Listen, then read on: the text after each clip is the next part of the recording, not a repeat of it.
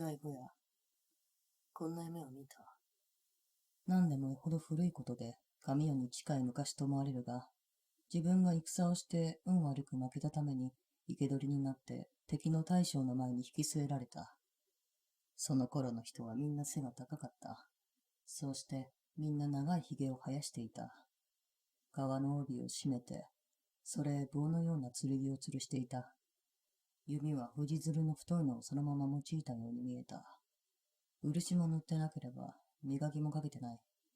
極めて素朴なものであった。敵の大将は、弓の真ん中を右の手で握って、その弓を草の上へついて、逆亀を伏せたようなものの上に腰をかけていた。その顔を見ると、鼻の上で左右の眉が太くつながっている。その頃カミソリというものは無論なかった。自分は虜だから腰をかけるわけにはいかない。草の上にあぐらをかいていた。足には大きな藁靴を履いていた。この時代の藁靴は深いものであった。立つと膝頭まで来た。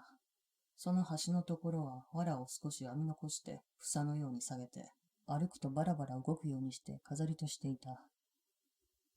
大将はかがり火で自分の顔を見て、死ぬか生きるかと聞いた。これはその頃の習慣で、虜には誰でも一応こう聞いたものである。生きると答えると降参した意味で、死ぬというと屈服しないということになる。自分は一言、死ぬと答えた。大将は草の上についていた弓を向こうへ投げて、腰に吊るした棒のような剣をするりと抜きかけた。それへ風になびいたかかり火が横から吹きつけた。自分は右の手を楓のように開いて、玉心を大将の方へ向けて、目の上へ差し上げた。待てという合図である。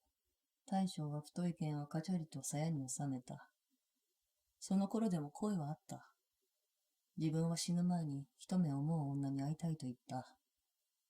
大将は夜が明けて鳥が鳴くまでなら待つと言った。鳥が鳴くまでに女をここへ呼ばなければならない。鳥が鳴いても女が来なければ自分は会わずに殺されてしまう。大将は腰をかけたままかがり火を眺めている。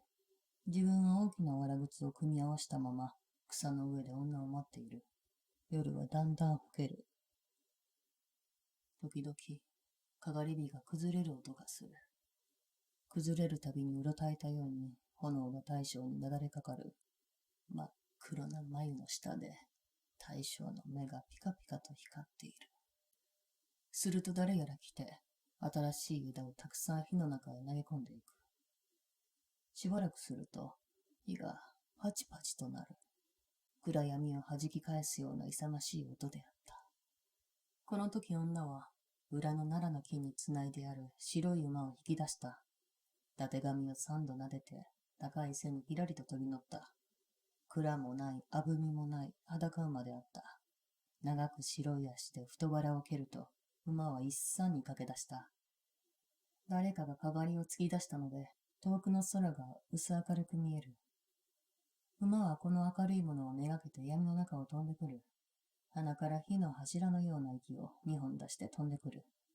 それでも女は細い足でしきりなしに馬の腹を蹴っている。馬は蹄の音が宙で鳴るほど早く飛んでくる。女の髪は吹き流しのように闇の中に覆っていた。それでもまだかがりのあるところまで来られない。すると真っ暗な道の旗で、たちまちコケコッコーという鳥の声がした。女は身をそらざまに両手に握った手綱をうんと控えた。